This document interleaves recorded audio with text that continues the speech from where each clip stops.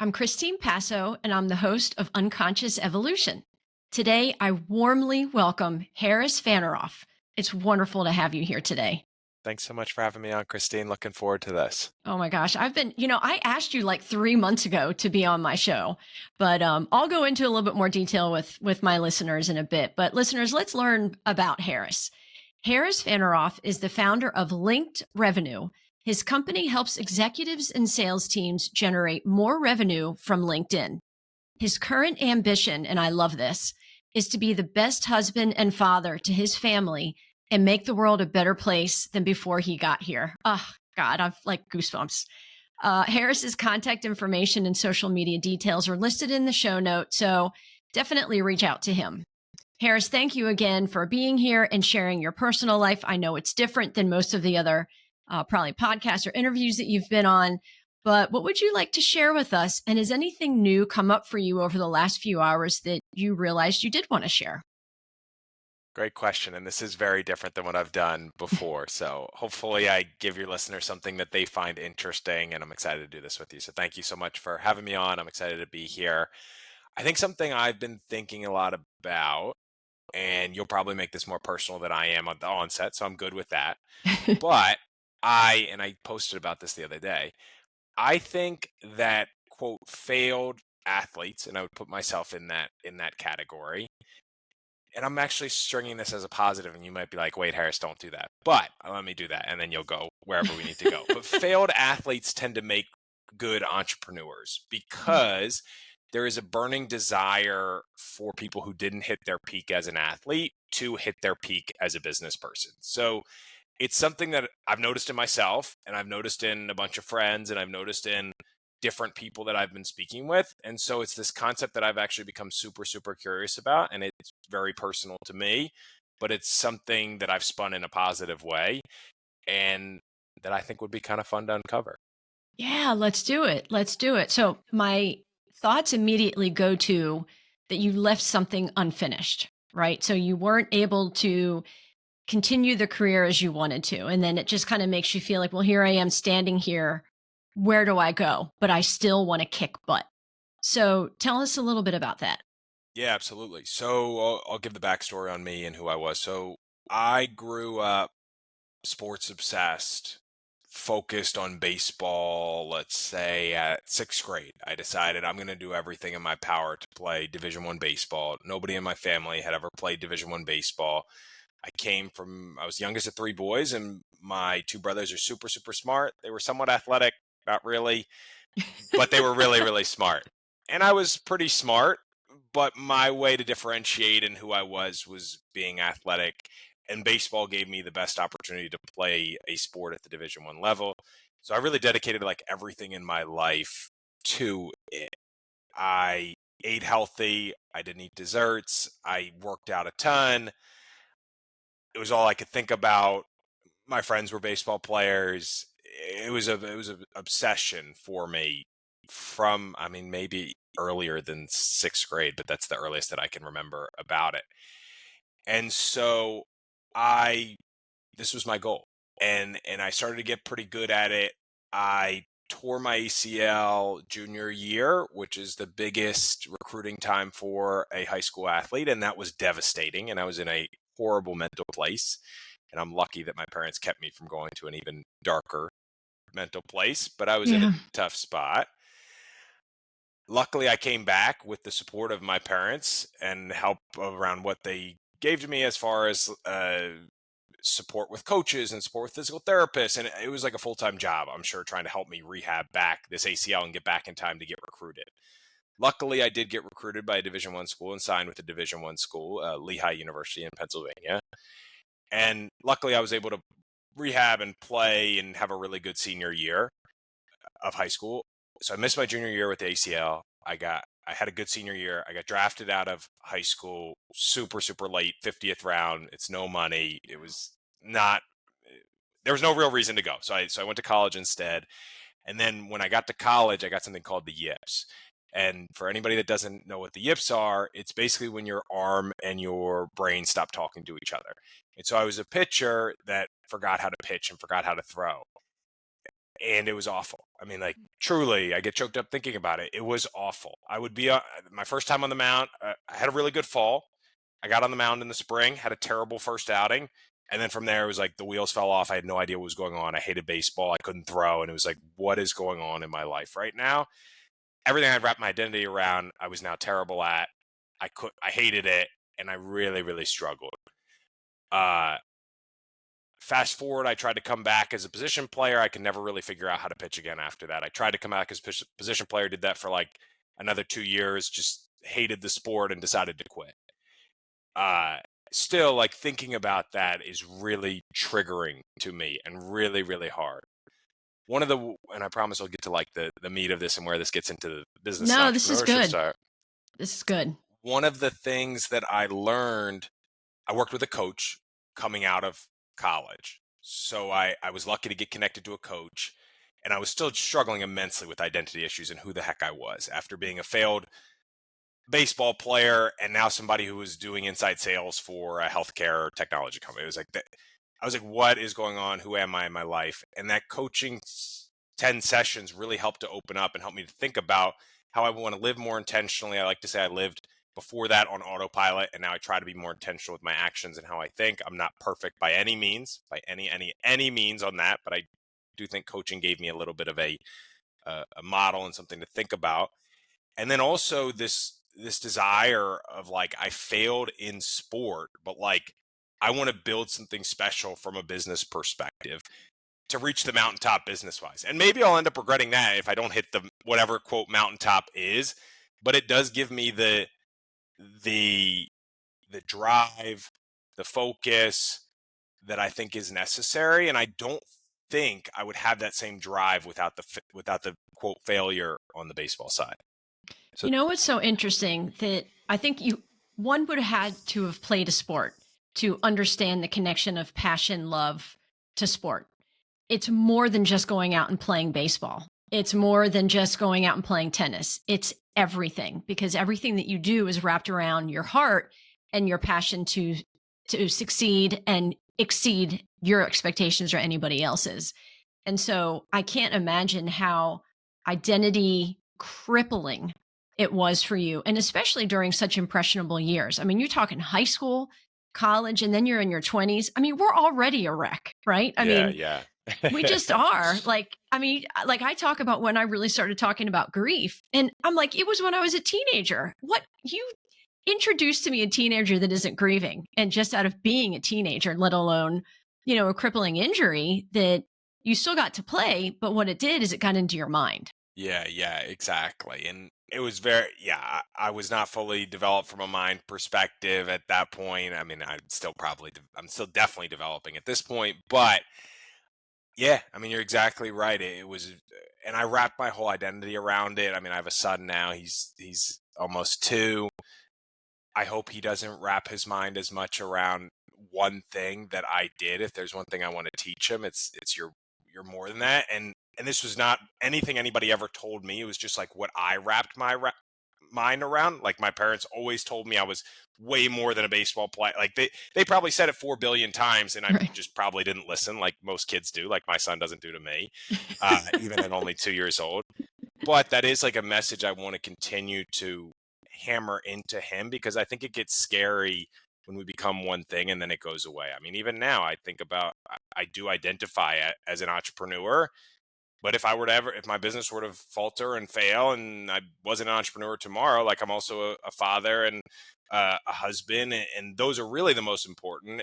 And so I do try to think about not putting all my eggs in one identity basket after having a pretty big fall from the baseball player identity. Oh, yeah. So, you talked about, so after college, you've worked in a job, you were in a sales position, and you're like, what am I doing? Just really questioning who you were, what you wanted to do. And I know we're going back a little bit, but can you share with us how you felt then? So, what were some of the feelings that went with who am I? And what was it that your coach really helped you pick out that maybe you were missing because you were too busy thinking about how you didn't make it as an athlete? Like these are the things that really connect us to one another, because it's like, okay, I can hear that he didn't know who he was, but what was he feeling? What was he thinking? Because Yeah. you know I, what I mean? yeah, I think empty is probably the first word that I would is like I used to be valued for something and now I'm an entry level salesperson in an organization. And for anyone that's ever been an entry level salesperson in an organization, it's a very lonely, tough place. You're spending all day, every day calling people that don't want to have conversations with you. I I was was there. I was calling chief nursing officers 50 plus calls a day for months and months and months. And chief nursing officers don't have any time, let alone to talk to a 23-year-old or however you are when you just get out of college. And so it's a very just brutally lonely and empty position. I learned a ton. I'm really glad I did it, but I was feeling empty. It was like people used to like think I was something, and I used to be important, and now I'm an entry level inside salesperson that doesn't play a sport anymore that he used to be pretty good at. And so it's really trouble. It was really difficult. I mean, empty would probably be the word I would use to describe that time frame. I mean, I had a bunch of other things that made me really happy. Don't get me wrong. Friends, my girlfriend, who's now my wife, family, don't get me wrong. But from like did feel that a little bit from a who am I perspective.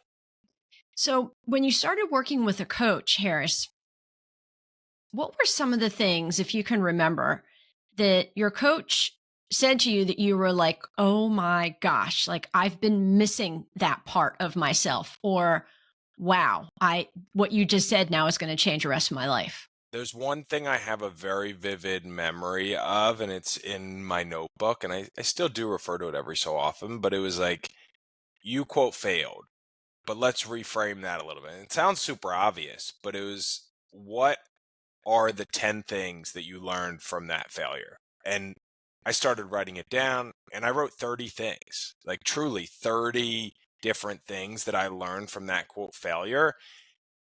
And one of them was, it was like, why do you love baseball? It's like, I mean, the sport is fine. Like, what I loved was like the camaraderie and the bonding of the teammates. Like, when I think about what's the actual value, like I like competition, yes, but like the relationship building, the connection is like really what I love. And so that was a big eye-opening experience for me. It was like, how can I build a life and a career that's built around connection and relationship building? And the ironic part about all of that is that's 100% what my business is now. It took me a decade after that perspective to build a business around something I'm so incredibly passionate about. But that learning experience of what did I learn from baseball? What actually matters to me about baseball is something that now it hits me in the face every day. And if I get to do that, it's a good day. Like if I get to connect closely with my wife, my family, my employees, and my clients and prospects, that's a really, really good day. Like that's how I think about this. And that's what drives me and that's what gives me energy, is like building connection and getting to know people at a really high level. And that's what baseball gave me. But I didn't think about that until I took the time to really do the deep inner work with a coach. I just assumed like I loved baseball. And I baseball's fine. Like the sport is fine. I don't even watch it very much now anymore. I'm not that interested in it, but what I do love is the connection that it gave me. You know, everything that you just said is the basis for this show, Unconscious Evolution. So you lost a part of yourself when you weren't playing baseball anymore. So there was a huge loss and you lost yourself. But out of it, you came up with, you said 33, 32, Yeah.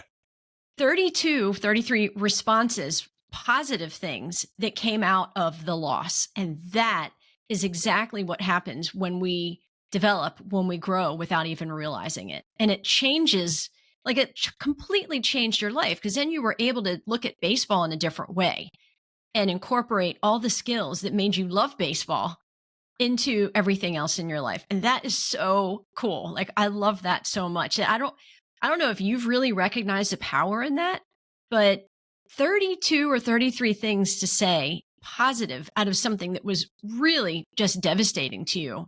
That's amazing. So, Yeah. Yeah. And the other, I'll just add one more thing because I think it's important. And I think about this all the time. And whenever I tell my story, I do always say this, but I say that having the relationship. So my wife now was my girlfriend back then. Having that relationship helped me from spiraling into a really, really deep place when baseball was terrible. And having like a very close relationship with my parents and them being there to support me 100% also helped me from spiraling into a really, really, really deep place. So I don't know if there's anything more to that, but whenever I tell the story around failing in baseball, I always say those two relationships helped me from spiraling into a really, really deep, dark place. And so I'm always grateful and lucky for that. Plus, like the friends and connections that I still had. And so I'm lucky and grateful for that because I think it's important when you're in a dark place to have people who can lift you up. And I was Oh, absolutely lucky to have all of that. yeah, absolutely. Listeners, I want to share with you Harris and I connected a few years ago. He's actually one of the longer, more connected people that I've maintained on LinkedIn. So this is kind of cool. And then it wasn't but a few months ago, Harris and I realized that he currently lives now where I grew up. He's like minutes from the junior high that I went to the high school that I went to. And so that just kind of created this bond with us. But even before that, Harris, I noticed in you just something that allowed you to connect with people on a more present level.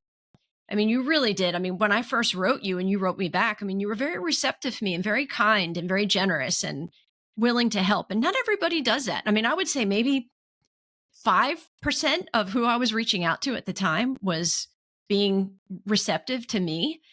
And what I want to ask you is, of course, you're married, you have a son who's 2 years old.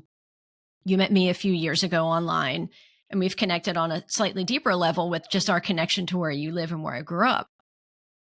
But once you went through that coaching and you were able to see yourself in a different light, how did you take those new realizations and create an even stronger bond with your girlfriend at the time or your wife now? Like, what was it that you noticed? You said, I can do this better. Like, I know myself better now, because that's the key, right?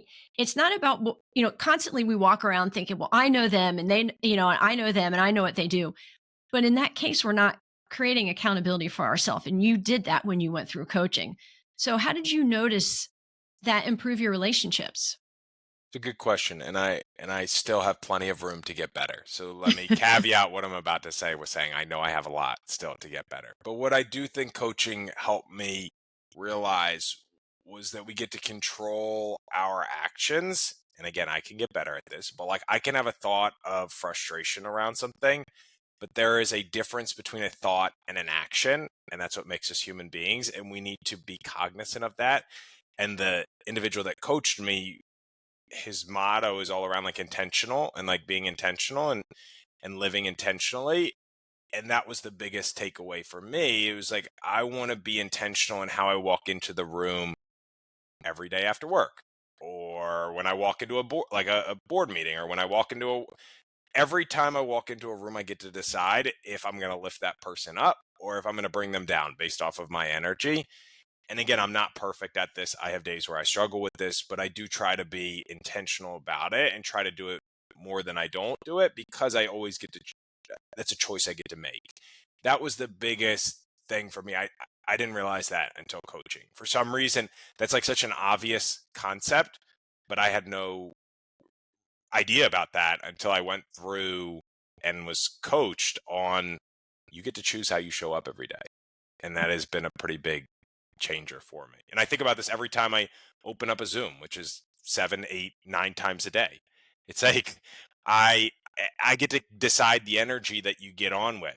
Do I get drained sometimes if someone's just taking energy from the whole Zoom? Of course. But I try to like lead with the type of energy that I want from the other person. And I think for the most part that helps in building that relationship and making it stronger. It is. And that's such I mean, I really want to take a minute to talk about that, because we think about our everyday lives, right? Like listeners, you think about your everyday lives when you're stepping into a meeting, you're thinking about what you want to say, right? Most people step into something thinking, I'm going to do this, I'm going to put power into this, I'm going to convey this. But we don't spend as much time being intentional with how can I shine that light on somebody else? Because most of the time when we do that, we open the door for us to share more and create a stronger relationship. And I think that it does take that self reflection to create that awareness. I mean, I say this to my clients every single session. Awareness is the key. If you don't know and if you're not paying attention, you're going to miss everything else. And Yeah. it doesn't surprise me that it did that for you.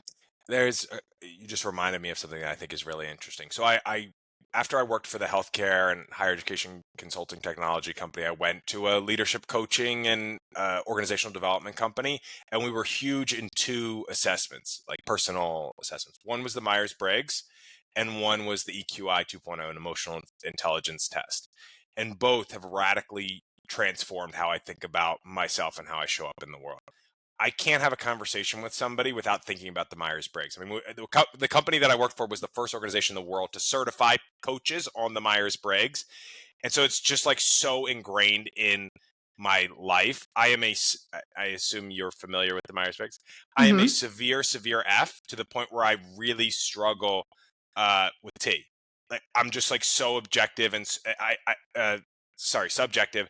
I want to get to know that person. It's hard for me to see the feelings away from. I struggle with that so much. And as a CEO of this company, I know that's a major blind spot for me. And so I think Mm. about that all the time is one big takeaway. The other one, me and my wife are severe J's. And so any type of like unknowing and things up in the air, we both severely struggle with. And we use it in our conversations, being like, we have to be a little bit okay with letting things be up in the air. We're just severe planners, and it helps us connect on a really good level. And it's like, let's be a little bit spontaneous when we go on vacation. Like some stuff we can kind of, so I use that and think about that. And the last thing I'll say is the EQI has 15 different elements of emotional intelligence. I'm really low at assertiveness, and I'm probably better now. But in 2020, I was incredibly low at assertiveness. I struggled a lot with that. And if somebody said something to me, I'd kind of just take it and sit back and, okay, I don't want to hurt, because I didn't want to hurt the relationship, kind of against that F. And it's something that I try to work on, and I focus on every day. And in a conversation, I'm like, this is a good time for me to be assertive. And it's still a crutch for, like, I still notice that I struggle sometimes to not be assertive enough, and I end up spending time on something that I shouldn't have. And Mm. so those two assessments from a self-awareness perspective play a huge role in my life. And I think about them every day. And this is actually the first time I've probably put that together. So thank you for the awareness comment, just triggered that in my mind. It's so incredibly important because we really do. We miss so much every single day. Like even the part where you said that you and your wife you like to plan, right? It's like, and it's something about just the need to control too. It's like, well, we got this. Everything's going to go this way, and hardly anything goes the way that you plan it. I mean, and I used to Yeah. be one of those people that I would come back from a vacation. And I'm like, all right, I need to start planning the next vacation. I need to know what's going on. I need to know that I have something to look forward to, to get rid of the misery that I feel, in my job and maybe the other parts of my life. But it's so interesting how so many of these things pair together back to one root that create that, oh, that's why I'm doing that. And now it's like, I don't ever want to plan on vacation. I'm like, all I want to do is just get there. I mean, maybe a thing or two if you have to, but the freedom, Harris, the freedom in knowing that I can do whatever I want when I want to. Oh my gosh. Like now I don't want to plan anything. Someone's like, well, you guys got a trip coming up. I'm like, I don't know. Yeah, right. I think that's a good approach. And I will say, as a newish parent, so my son is 20 months, so he's almost 2 years old. And you can't plan much with a child, especially a baby. And so I've struggled with that a lot. Uh, you try to put in a plan in place, and that plan's gonna be thrown out the window. And so that's a big area for growth for me. I need to get more comfortable and be better at that. So I am always working on that as well. Yeah, flexibility of parenting. Oh my gosh. Like if I mean, your child, your son, and if you have additional kids, they will run your life at least for 18 years. It's like everything you do is going to be around them. So that's a different balance and I don't have experience on it. So I can't I Exactly. I'm a dog mom, so they're easier to maintain and control. That's true. That's true. So, with your business, I know you've done really well, and things have moved really quickly for you over the last few years. COVID came into play, and then just things I think grew rapidly for you. We all have moments of, I feel like a failure. I feel like I'm losing who I want to be in this situation. I'm a CEO, I'm a founder. I don't feel like maybe right now I'm fitting that. That's that Harris that you always will carry with you because it sculpted you at such a young and impressionable age. So, what do you do now to be the higher above Harris that says, nope, like I got this. This is what we're going to do? I would say the only reason I can sort of get to that point, and I don't always get there, is because this is the fourth company that I've started, and it's having 100 times more success than the first three had. So I don't think this one has any success without the first four failures, quote failures along the way. And I think I was naive in building those first three companies and assuming that they would work. And I think because of that, I have a little bit of like wear and tear on my founderness that helps me get to that spot. But I will also say sometimes I struggle with imposter syndrome, like a lot of us, where I'll get on a meeting with the 11 members of our team and it's like, wow, everybody's coming to me for thoughts and ideas. Like, this is crazy. I still struggle with that. Absolutely. It's like, all right, put on your big boy pants, Harris, and you're going to make a decision here. And it's still a challenge. I'm still getting used to that. This has been about a year and a half at this point. We've been growing this company, and I'm lucky to have some amazing people that I've hired early on that have just been huge rocket ships for our growth. And I do try to delegate and let them do work. I think one thing I heard recently from somebody was like, figure out early on what your employees are better than you at and have them do it. And in the beginning, I struggled with that. And someone told me that. I'm like, wow, there's 500 things that they do better than me. Let me go let them do that. And let me go focus on the things that I'm pretty good at. Yeah. And so I try to think of that anytime something gets thrown on my plate or I have to do something. But I'm a 5 out of 10 at most at that. And that's a big growth area for me. Yeah. It's one of the, I was talking about being free by not being a planner anymore. And there's great freedom in realizing that you don't have to know everything, that just because you're the founder and CEO doesn't mean that you have to go into these meetings and be the one that knows everything. Because, like you just said, you hired people because they're better at things than you are. And that's the way that companies succeed and excel. And there is something that is about your character that comes through in that, because there are a lot of people who are like, no, I'm the CEO. I will know everything. I will dictate to you to do it, even if you're not good at it. Like, I want you to do it, get it done.